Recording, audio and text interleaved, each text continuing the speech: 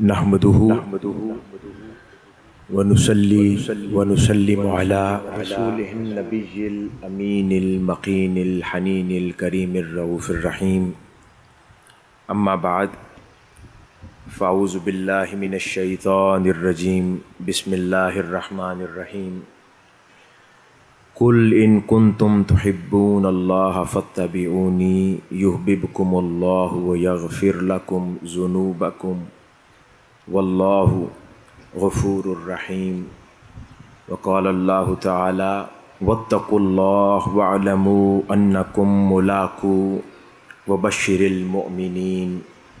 सदक़ल्लाहु मौलानल अज़ीम। मुअज़्ज़िज़ व मोहतरम मोतक़िफ़ात और इतिकाफ़ 2023 की जुमला मुंतज़िमीन व मुंतज़िमात, अल्लाह रब्बुल इज़्ज़त का फ़ज़्ल व करम और एहसान अज़ीम हुआ कि जिसने हम सब को इस साल भी अपने हुज़ूर उसकी चौखट पर मोतक़िफ़ होने की तौफ़ीक़ अता फ़रमाई। ये यकीनन उसकी इनायत और लुत्फ़ व करम के बग़ैर मुमकिन नहीं है कि कोई उसकी चौखट पर साइल बनकर आ सके। वो पहले इंतखाब फरमाता है कि किसकी झोली को इस साल रमज़ानुल मुबारक के आखिरी अशरा में भरे जाना है, उसी के लिए फिर हुक्म होता है, उसी को तौफ़ीक़ अनायत होती है और वही आकर उसके हुज़ूर इन 10 रातों और दिनों के लिए मोतक़िफ़ हो पाता है। तो ये उसका करम और इनाम है कि उसने इस साल हमें ये तौफ़ीक़ मरहमत फ़रमाई। नाज़िरात व हाज़िरात, जैसा कि पिछली 2 नशिस्तें जो कि आप लोग मिनहाज टीवी के ज़रिए सुनती रही हैं, उसी का तसलसल हमारी आज की नशिस्त भी है, लेकिन जिसको ख़ुसूसन एहतमाम किया है और डेडिकेट किया है हमारी बहनों के लिए मैंने। और आज उसी सिलसिले में हम उन अज़ीम ख़वातीन का ज़िक्र करेंगे कि जिनको अल्लाह रब्बुल इज़्ज़त ने अपनी बारगाह तक रसाई दी, और वो बुज़ुर्गान दीन अहलुल्लाह, हम समझते हैं कि शायद वो मारिफत, वो खशियत इलाही की कैफ़ियत, वो अल्लाह रब्बुल इज़्ज़त की मोहब्बत की कैफ़ियत सिर्फ़ मर्दों के हिस्से में थीं जिन बुज़ुर्गों का नाम हम सुनते और पढ़ते हैं। ऐसा नहीं है। अल्लाह रब्बुल इज़्ज़त ने वैसी कैफ़ियत से, वैसे जज्बों से हुज़ूर की उम्मत की बेटियों को भी उतना ही नवाज रखा है और उतना ही नवाज रखा था कि जितना मर्दों का हिस्सा था। बस फ़र्क इतना है कि जो मर्द हैं जिनको अल्लाह रब्बुल इज़्ज़त ऐसी कैफ़ियत से नवाजता था, वो इलाके में जाकर, अपने तबक़ात में, मुआशरे में जाकर, क्योंकि लोगों में उस्ताद का फ़रीज़ा सर अंजाम देते थे, लोग उनसे बतौर शेख वाबस्ता हो जाते थे, उनकी मुरीदी इख्तियार कर लेते थे, तो इसलिए उनकी कैफ़ियत ज़्यादा लोगों पर अयां हो जाती थी, या उनके ज़िक्र या उनका तज़करा लोगों की ज़बान पर ज़्यादा रहता था, या उनके मुरीदीन या उनके शागिर्द उनकी कैफ़ियत का ज़्यादा तज़करा कुतुब की शक्ल में करते थे। लेकिन इसका ये मतलब नहीं है कि घरों के अंदर अल्लाह रब्बुल इज़्ज़त की मोहब्बत में जलने वाली और अल्लाह की मोहब्बत में रहने वाली आका अलैहिस्सलातु वस्सलाम की उम्मत की बेटियां ऐसी खशियत के जज्बात से सरशार नहीं थीं। वो ऐसी खशियत इलाही और मोहब्बत इलाही के जज्बात में भी घुली हुई थीं, मिटी हुई थीं। बस ये है कि वो क्योंकि पर्देदार थीं, उनकी ख़बर लोगों में इतनी आम नहीं होती थी। लेकिन जिनके लिए वो मोहब्बत के जज्बात थे, अल्लाह रब्बुल इज़्ज़त को खूब ख़बर थी कि ये मेरी बंदी किस जज्बात में है। अल्लाह रब्बुल इज़्ज़त खूब जानता था कि ये आका अलैहिस्सलातु वस्सलाम से मोहब्बत में कैसे फ़ना है, कैसे हुजूर की मोहब्बत में जीती मरती है। तो जिनके लिए वो जज्बात थे वो खूब जाना करते थे।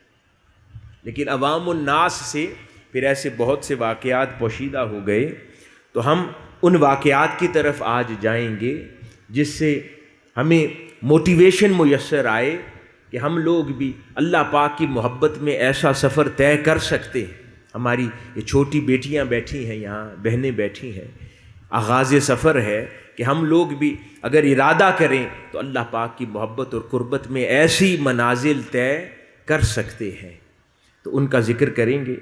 لیکن اس سے پہلے جو قرآن مجید کی 2 آیات مبارکہ میں نے تلاوت کی، اس میں اللہ رب العزت ارشاد فرماتا ہے پہلی آیت مبارکہ میں کہ قُلْ إِن كُنتُمْ تُحِبُّونَ اللَّهَ فَاتَّبِعُونِي، کہ اگر تم اللہ سے محبت کرتے ہو تو اے حبیب مکرم صلی اللہ علیہ وآلہ وسلم آپ فرما دیجئے کہ پھر میری اطاعت و اتباع کرو۔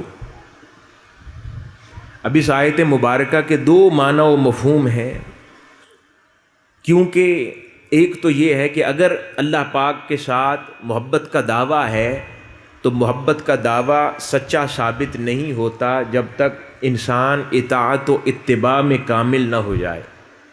تو محبت ہوتی ہے مگر ناقص ہوتی ہے، کیونکہ محبت عمل قلبی کا نام ہے، ایک دل کا عمل ہے۔ تو محبت پھر بھی ہوتی ہے، کوئی گناہ گار بھی ہو تب بھی محبت ہوا کرتی ہے۔ کوئی یہ نہیں کہہ سکتا کیونکہ یہ گناہ گار ہے اس لیے اس کے دل میں اللہ اس کے رسول کی محبت نہیں ہے، کوئی ایسا دعویٰ نہیں کر سکتا۔ اس کے دل میں اللہ اس کے رسول کی محبت ہوتی ہے مگر ناقص ہوتی ہے۔ لیکن پھر جب وہ اطاعت و اتباع میں کامل ہوتا چلا جاتا ہے اور اپنی زندگی سے ہر نافرمانی کے عمل کو نکالتا چلا جاتا ہے تو وہی محبت کامل ہوتی چلی جاتی ہے اور اپنے کمال اور جوبن کو پہنچ جاتی ہے۔ لیکن ایک معنی تو یہ اس آیت کا ہوا کہ اللہ پاک فرماتا ہے کہ اگر مجھ سے محبت کرتے ہو یا میرے حبیب سے محبت کرتے ہو صلی اللہ علیہ وآلہ وسلم تو پھر اطاعت کر کے دکھاؤ۔ اور دوسرا معنی اس کا یہ بھی بنتا ہے کیونکہ یہاں پر بات محبت کی ہو رہی ہے، اللہ سے محبت کی، تو پھر یہ معنی بھی اس سے ڈیرائیو کیا جا سکتا ہے کہ اللہ پاک فرما رہا ہے کہ مجھ سے محبت کرتے ہو تو پھر محبت کرنے کے سلیقے میں میرے محبوب کی اطاعت کرو، کہ پھر دیکھو میرا محبوب مجھ سے کیسے محبت کرتا ہے ویسے تم بھی محبت کرو۔ پھر دیکھو کہ آقا علیہ الصلوۃ والسلام مجھ سے کیسے محبت کرتے ہیں، پھر محبت کرنے کے طریقے میں میرے محبوب کی اطاعت کرو، میرے محبوب کی اتباع کرو۔ دیکھتے جاؤ کہ جیسے جیسے وہ محبت کریں ویسے تم بھی محبت کرتے چلے جاؤ۔ تو ایک معنی یہ بھی اس آیت مبارکہ کا سمجھ آتا ہے۔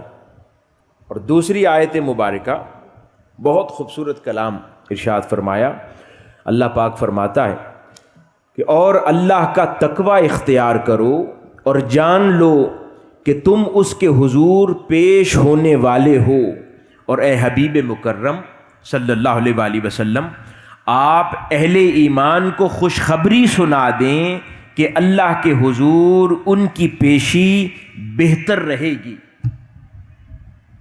اہل ایمان کو خوشخبری سنا دیں کہ اللہ کے حضور وہ پیش ہونے والے ہیں اور تمہاری پیشی اللہ کے حضور بہتر رہے گی، اچھی رہے گی، کیونکہ تم اہل ایمان ہو اور تقوی اختیار کرنے والوں میں سے ہو۔ اسی تقوی کے حوالے سے ہم نے بات کی کہ اللہ رب العزت فرما رہا ہے کہ دیکھتے جاؤ کہ میرا محبوب مجھ سے کیسے محبت کرتا ہے ویسے کرو۔ تو آقا علیہ الصلوۃ والسلام سے پوچھا کہ آپ اللہ سے کیسے محبت کرتے ہیں، تو حدیث مبارکہ ہے آقا علیہ الصلوۃ والسلام نے ارشاد فرمایا، خدا کی قسم میں تمہاری نسبت خدا سے زیادہ ڈرتا ہوں اور اس سے ڈر کر گناہوں سے زیادہ بچنے والا ہوں۔ آقا علیہ الصلوۃ والسلام نے فرمایا کہ اللہ پاک سے محبت کا میرا طریقہ یہ ہے کہ میں تم سب کے مقابلے میں اللہ سے، یعنی اللہ کا رسول فرما رہا ہے صلی اللہ علیہ وآلہ وسلم، کہ میں تم سب کے مقابلے میں بھی اللہ سے سب سے زیادہ ڈرتا ہوں اور سب سے زیادہ اس ڈر کی بدولت گناہوں سے بچنے والا ہوں۔ یہ یقیناً اللہ کا رسول تو معصوم ہے، ان سے گناہ سرزد نہیں ہو سکتے، لیکن یہ آپ ہماری تربیت کے لیے ارشاد فرما رہے ہیں کہ اگر میں اللہ کا رسول ہو کر بھی اپنے مولا سے اتنا ڈرتا ہوں اور اس کی خشیت میں رہتا ہوں تو تمہارا تو زیادہ حق بنتا ہے، ہمارا تو زیادہ حق بنتا ہے کہ ہم اللہ کی خشیت میں، اللہ کی محبت میں اور اس سے ڈرتے رہیں اور اس کے ڈر اور خشیت میں گناہ گار زندگی سے بچتے رہیں۔ حاضرین گرامی، وہ لوگ جنہوں نے اسلام کے راز کو سمجھ لیا تھا، وہ لوگ جنہوں نے آقا علیہ الصلوۃ والسلام کی تعلیمات کے مغز کو جان لیا تھا، ان لوگوں نے اپنی زندگی کے اندر دو پہلو خصوصیت سے داخل کر لیے تھے۔ کتنے پہلو؟ دو پہلو خصوصیت سے داخل کر لیے تھے، اور ان کی پوری زندگی انہی دو پہلوؤں کے گرد گھومتی تھی، اور ان کی زندگیوں میں وہ کامیاب ہو گئے۔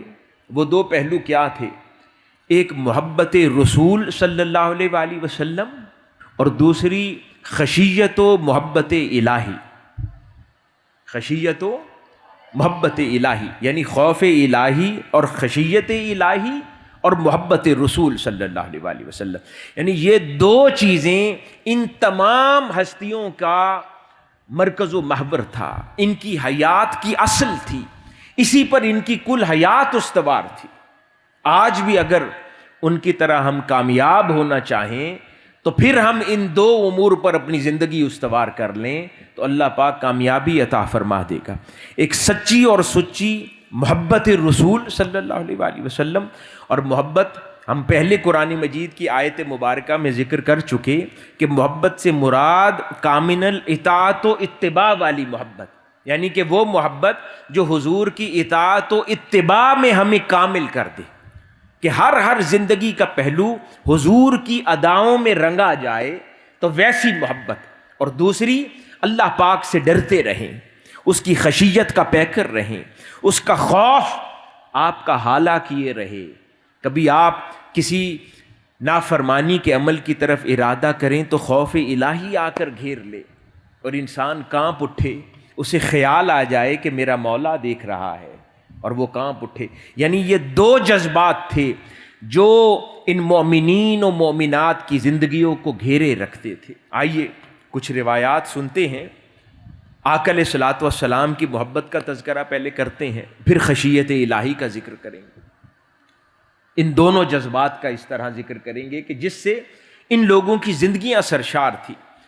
ایک صحابی رسول ہیں حضرت عمرو بن العاص رضی اللہ تعالی عنہ، آپ اپنے بستر مرگ پر تھے، وصال ہونے لگا تو اپنے صاحبزادے کو بلوایا اور ان سے ارشاد فرمایا، آپ فرمانے لگے کہ میرے بیٹے، میری زندگی کے 3 ادوار ہیں۔ بڑی خوبصورت بات ہے۔ حضرت عمرو بن العاص فرما رہے ہیں کہ اے بیٹے، میری زندگی کے 3 ادوار ہیں۔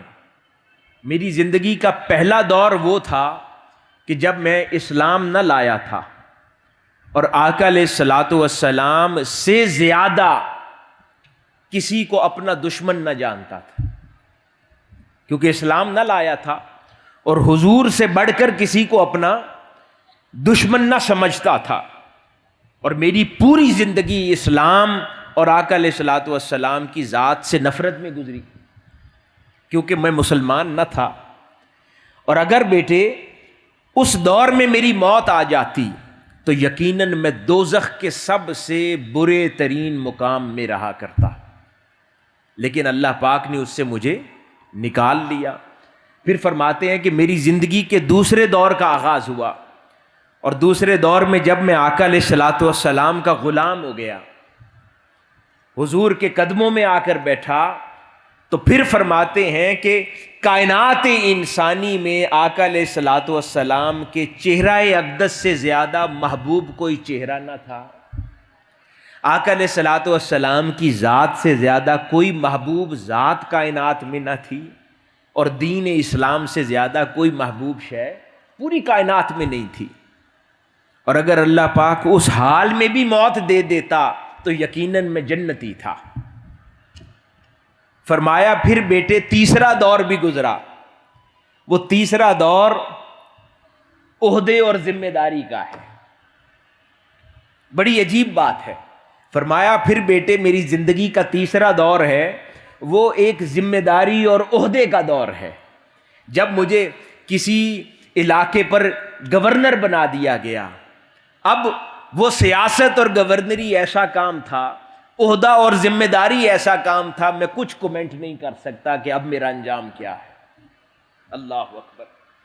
یعنی کہ یہ عہدے، ذمہ داریاں انسان کو نہ جانے ایسے کتنے تفکرات، خیالات اور افکار میں مصروف کرتی ہیں کہ انسان کی وہ اجلی محبت پر مبنی کیفیات کہیں اوجھل ہو جاتی ہیں اور وہ ان کا نقصان ہو جاتا ہے. ہماری بہت ساری تنظیمی بہنیں بھی یہاں بیٹھی ہیں، جب اپنے علاقوں میں تنظیمی ذمہ داریاں ادا کرتے ہیں نا، کہ جب تک سچی سچی محبت رہتی ہے، تو سیدنا عمر بن العاص کی وہ بات ذرا غور کیے کہ جب میں اسلام لے آیا صرف قدموں میں بیٹھتا تھا، حضور کی غلامی کرتا تھا، حضور کے کلمات سرمدی سنتا تھا، اپنے روح و قلب میں اتارتا تھا اور ان کیفیات سے اپنے ایمان کو تازگی بخشتا تھا، تو میں جنتی تھا.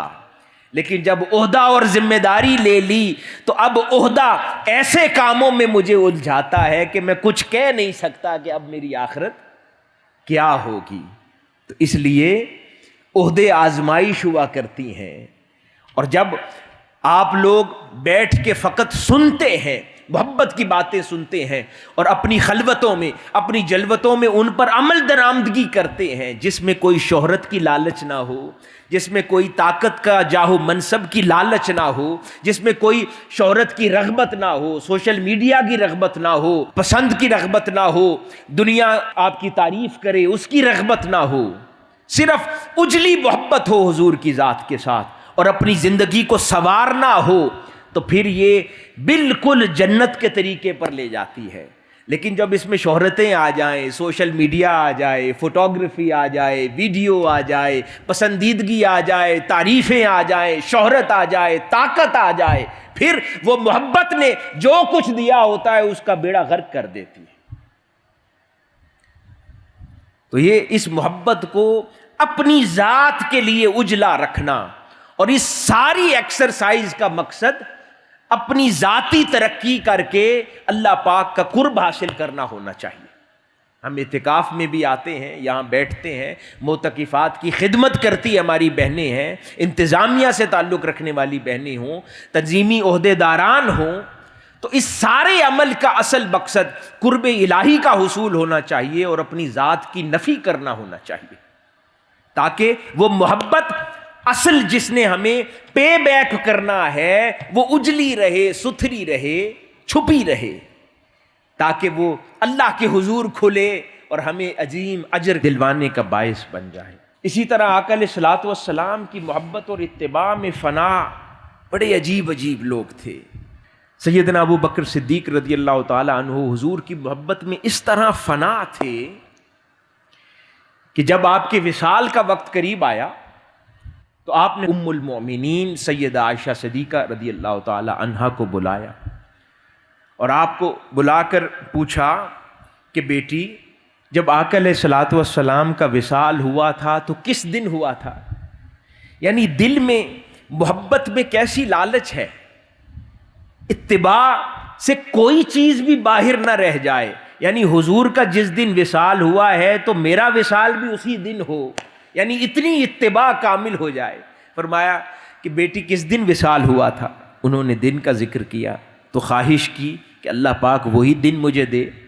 پھر پوچھا کہ بیٹی جب حضور کو دفنایا گیا تھا تو کتنی چادروں میں دفنایا گیا تھا؟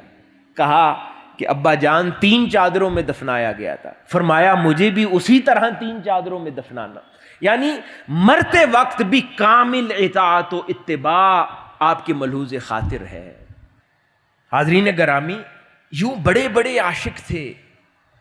آپ لوگوں کو جان کر بڑی خوشگوار حیرت ہوگی کہ مسلمان ہونے والی سب سے پہلے ذات ایک خاتون تھی.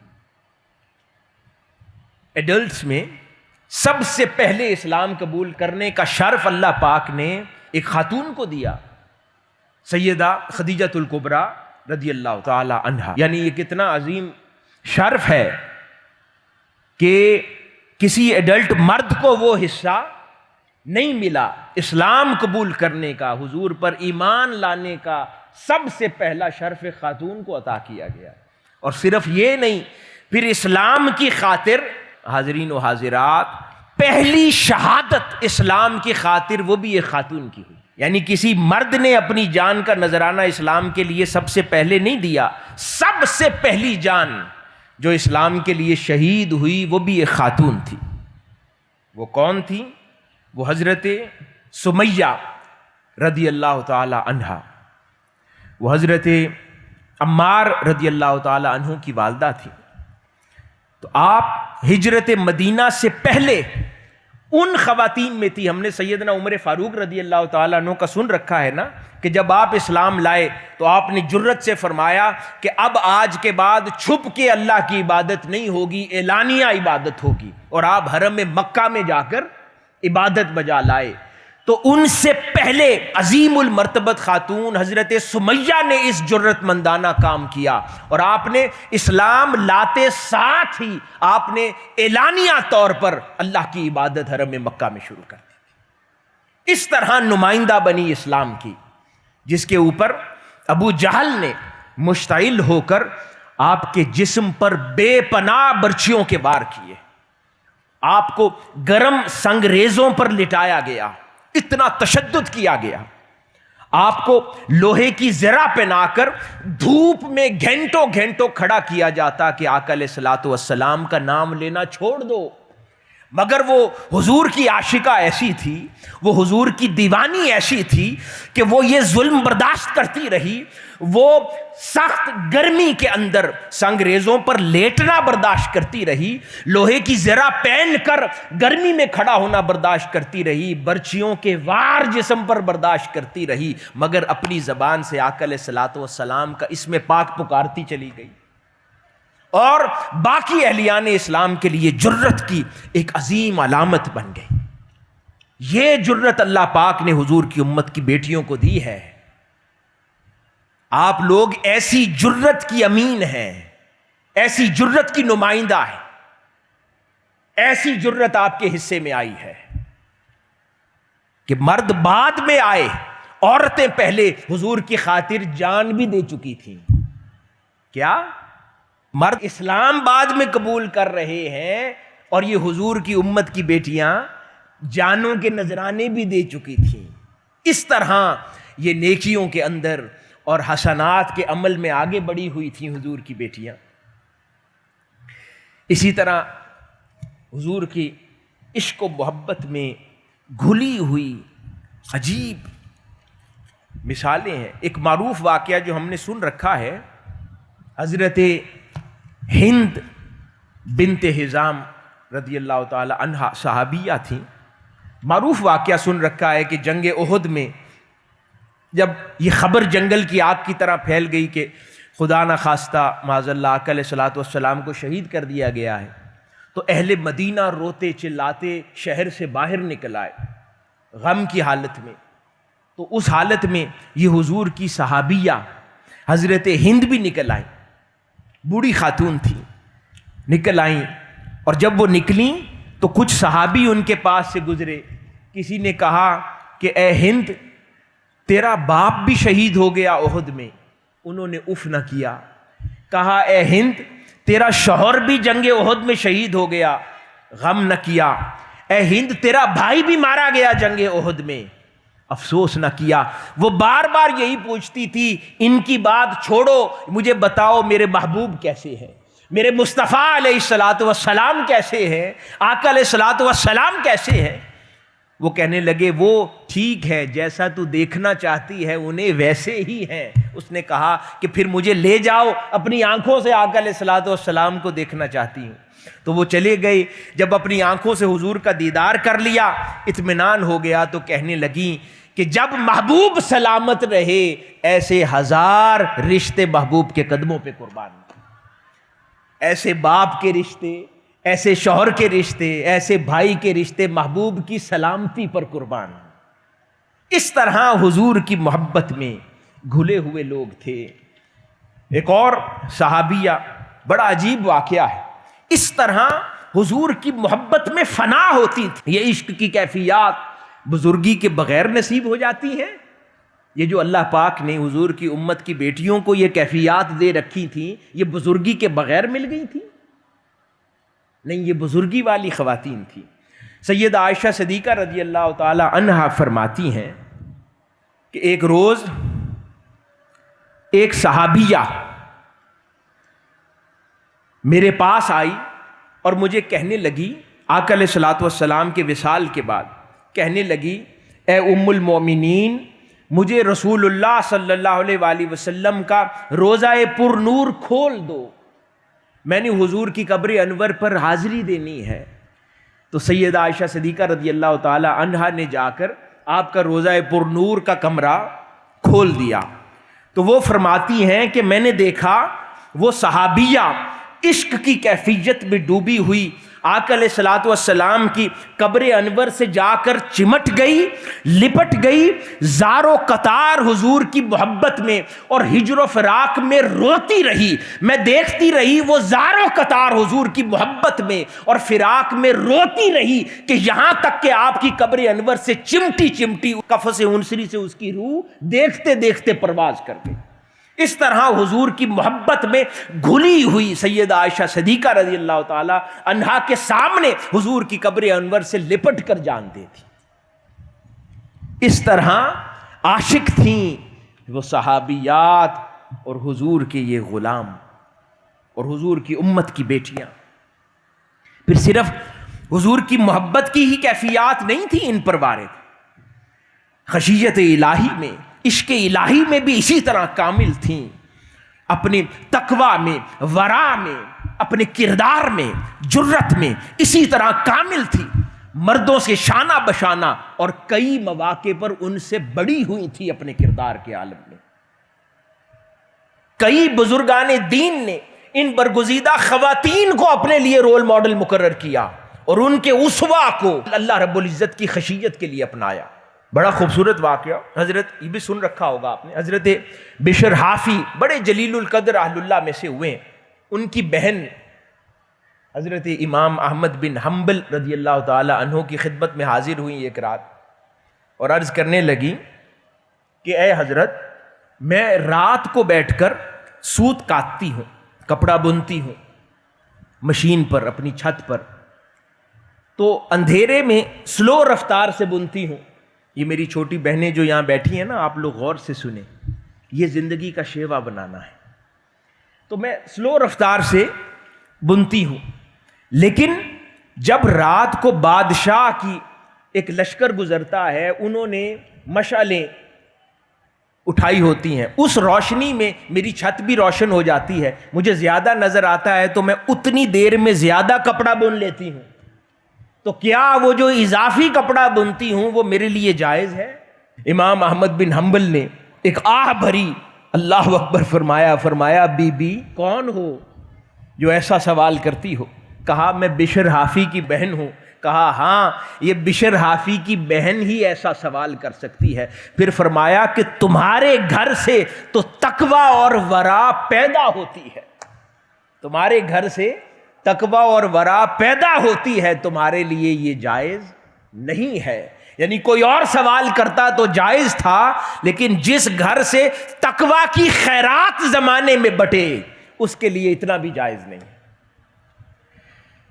اسی طرح ایک اور بڑا عجیب واقعہ حضرت رابعہ بصریہ رضی اللہ تعالی عنہا، بڑا خوبصورت واقعہ ہے. آپ فرماتی ہیں کہ ایک طویل مدت تک میرے دل کا چین اور سکون چلا گیا. وہ جو عبادت میں کیف و سرور نصیب ہوتا تھا، اب اس میں ایک اور پیغام بھی ہے بڑا غور سے سننے والا.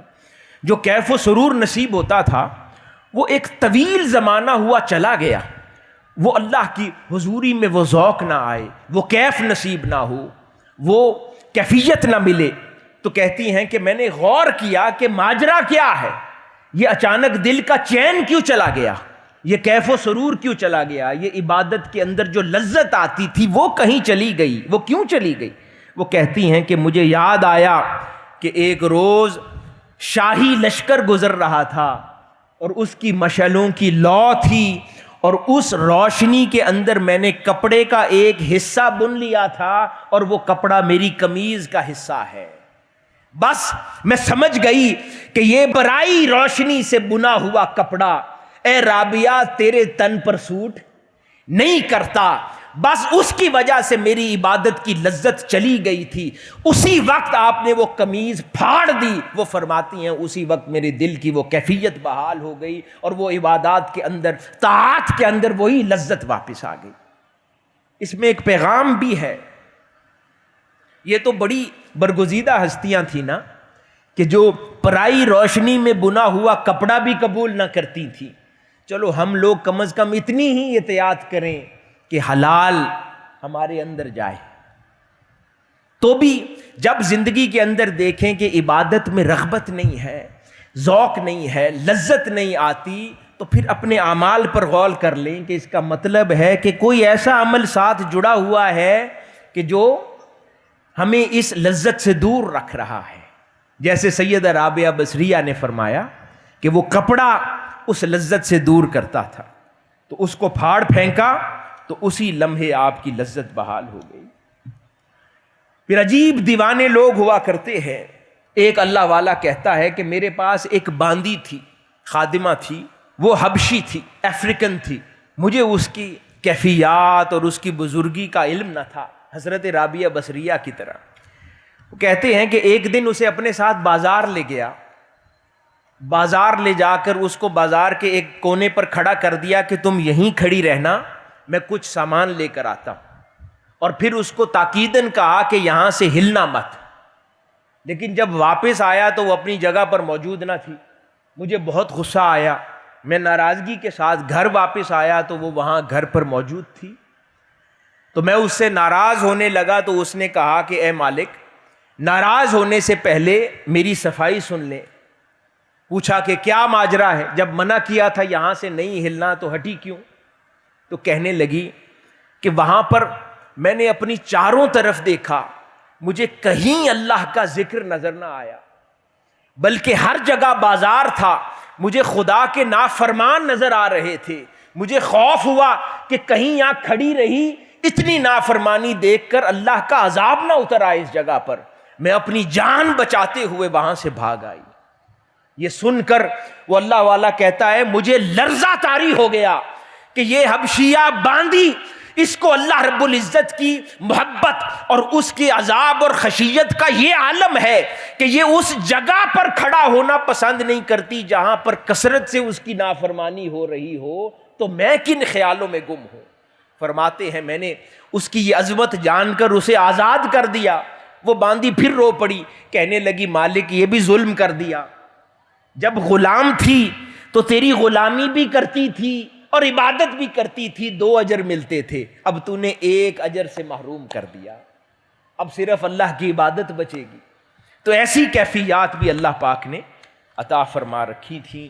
ایک اور عجیب واقعہ ہے، غور سے سنیں دل کے کانوں سے. حضرت سیدنا مالک بن دینار رضی اللہ تعالی عنہ جلیل القدر اہل اللہ میں سے ہوئے.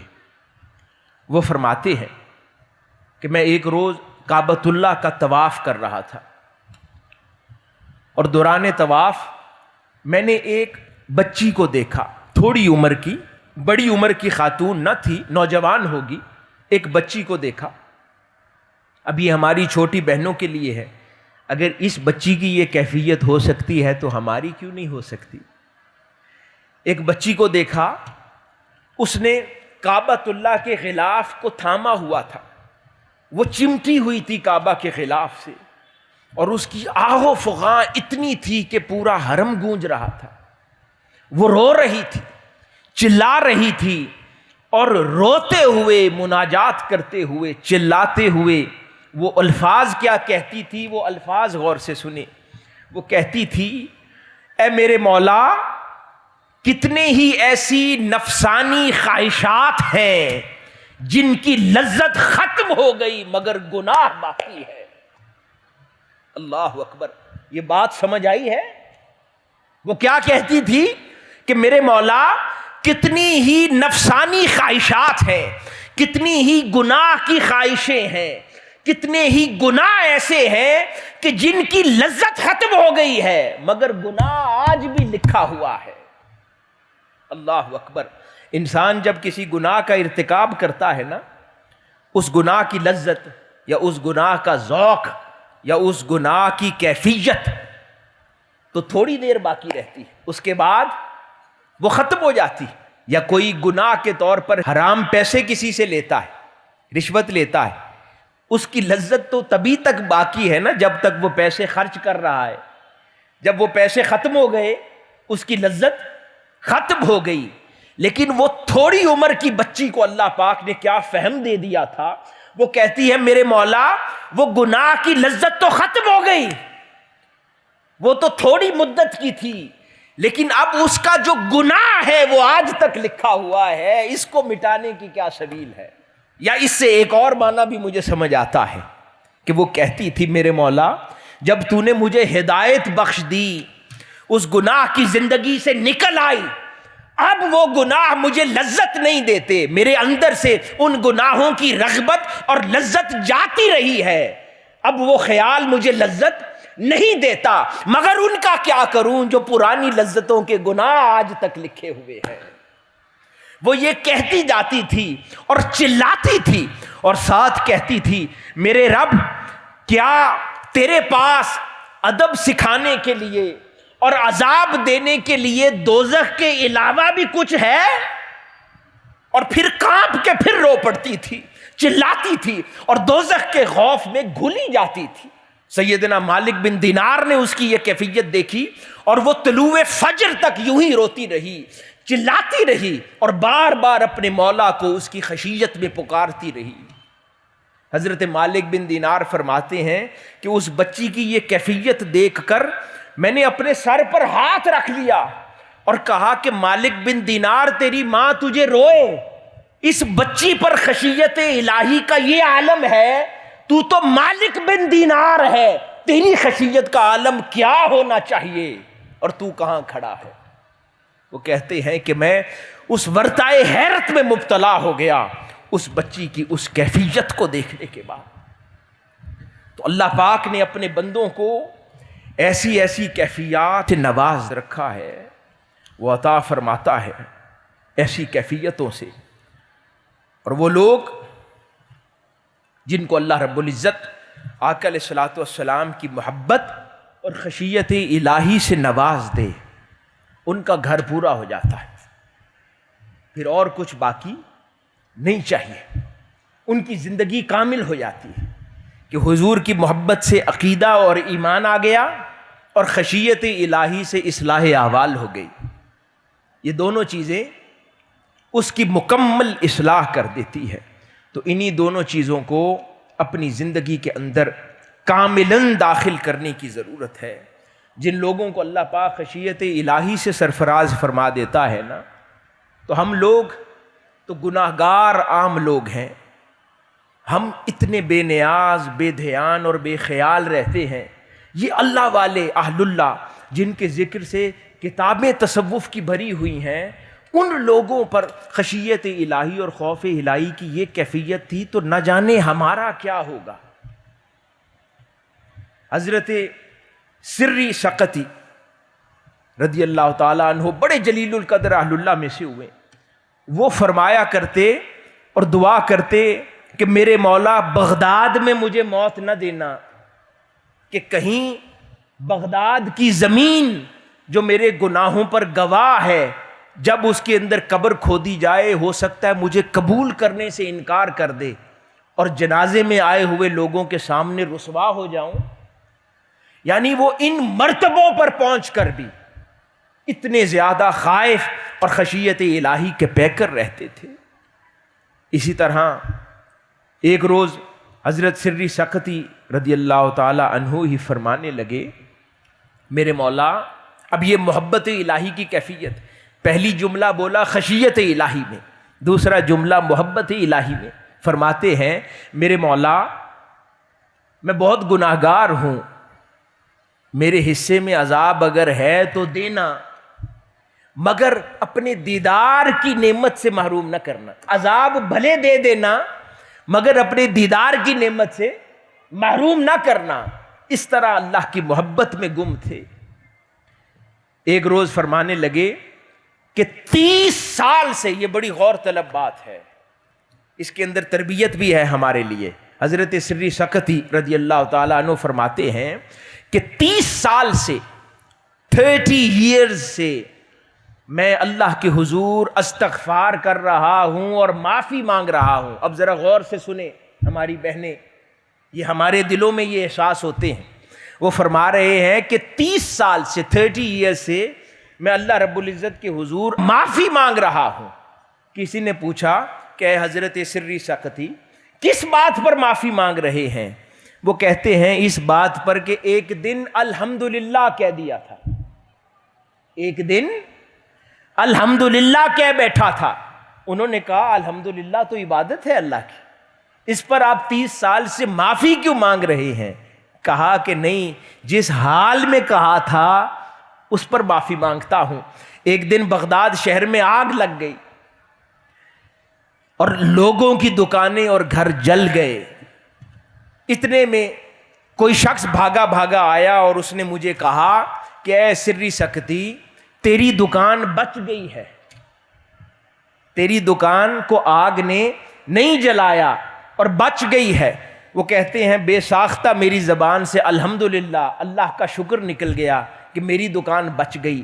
بس تبھی سے 30 سال سے نادم ہوں کہ اے سری سقطی، یہ کیسے ممکن ہوا کہ باقی اہلیان اسلام تکلیف میں مبتلا تھے اور تجھے اپنے بچ جانے کی خوشی تھی اور اس پر تو نے الحمدللہ کہہ دیا؟ تو فرماتے ہیں کہ میں 30 سال سے نادم ہوں اور اس کے حضور معافی مانگتا ہوں۔ یہ پیغام بھی ہے ہمارے لیے کہ ہم لوگ اپنے آپ کو دیکھتے ہیں، اپنی خوشی کو دیکھتے ہیں، اپنی ضرورت کو دیکھتے ہیں، باقیوں کی آسانی، باقیوں کی خوشی، باقیوں کی نرمی، باقیوں کی آسائش کو نہیں دیکھتے۔ خود جان بچ جائے تو اللہ کا شکر ادا کرتے ہیں، کوئی دوسرا مارا جائے، کوئی دوسرا تکلیف میں مبتلا ہو جائے، کسی کا گھر تباہ ہو جائے تو ہمارے دل پر کوئی دکھ یا غم کا احساس پیدا نہیں ہوتا۔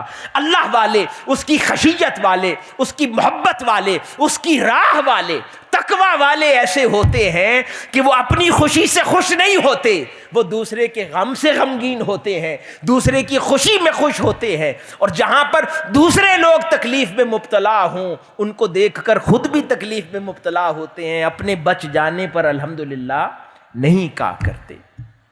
تو میں بات ختم کر رہا ہوں انہی واقعات اور کلمات کے ساتھ کہ ہم لوگ ان 10 دن کے لیے اللہ رب العزت کی چوکھٹ پر آ کر بیٹھے ہیں اور اپنا ٹارگٹ یہ بنا لیں۔ رات کو حضور شیخ الاسلام نے فرمایا نا، محسنین و محسنات، کون کون بننا چاہتا ہے؟ تو وہ جو بننا چاہتا ہے وہ پھر ارادہ کر لے کہ اپنے آپ کو آقا علیہ الصلوۃ والسلام کی سچی محبت، اطاعت و اتباع سے مزین کر لے گا، اور اس کا آسان طریقہ ہے حضور شیخ الاسلام کی احادیث کی کتابیں پڑھیں، جو پڑھ سکتا ہے، نہیں تو خطاب سنیں، پھر جو احادیث حضور کی عادات، حضور کی باتیں، جوامع الکلم کے نام سے بڑی پیاری سیریز ہے حضور شیخ الاسلام کی، بہت تھوڑے تھوڑے سطروں کے اندر آقا علیہ الصلوۃ والسلام کھانا تناول کیسے فرماتے تھے، حضور چلتے کیسے تھے، حضور آرام کیسے فرماتے تھے، حضور بات کیسے فرماتے تھے، وہ پڑھیں، سب لے لیں یہاں سیل سینٹر سے، اپنے پیرنٹس کو کہیں لے لیں اور وہ پڑھ لیں، حافظ ہو جائیں، پھر اپنی زندگی میں حضور کی ایک ایک ادا اور ایک ایک عمل کو کاپی کرتے چلے جائیں، اپنے کھانے کے انداز کو پھر ویسا کر لیں، اپنے چلنے کے انداز کو ویسا کر لیں، اپنے بولنے کے انداز کو ویسا کر لیں، تو پھر یہ سچی محبت ہو جائے گی حضور سے۔ اور دوسری، اپنی ذات اور زندگی کو خشیت الہی کا پیکر بنا لیں، یعنی کہ خشیت الہی ایسی ہو جو ہمیں کچھ غلط نہ کرنے دے، کوئی غلط کام کا خیال یا وسوسہ دل میں آئے تو اللہ کی محبت اور اس کی خشیت گھیر لے اور انسان کا ہاتھ رک جائے اور وہ آگے گناہ کی طرف بڑھنے سے کانپ اٹھے۔ بس یہ 2 کیفیات ان 10 دنوں میں اپنے اندر یوں داخل کر لیں تو اخلاق بھی اچھے ہو جائیں گے، عادات بھی اچھی ہو جائیں گی، عبادات میں پختگی بھی ہو جائے گی، کیونکہ پھر کسی نافرمانی کا دل نہیں کرے گا اور کسی فرما برداری کو چھوڑنے کی ہمت نہیں ہوگی۔ اللہ پاک ہم سب کا حامی و ناصر ہو، ہمارے حال پر لطف و کرم فرمائے، ہمارا یہاں پر بیٹھنا اس کے حضور، اس کی چوکھٹ پر اپنی بارگاہ اقدس میں قبول و منظور فرمائے۔ اللہ پاک آپ سب کو سلامت رکھے، دنیا آخرت کی خیر کے ساتھ رکھے۔ والسلام وما علینا الا البلاغ۔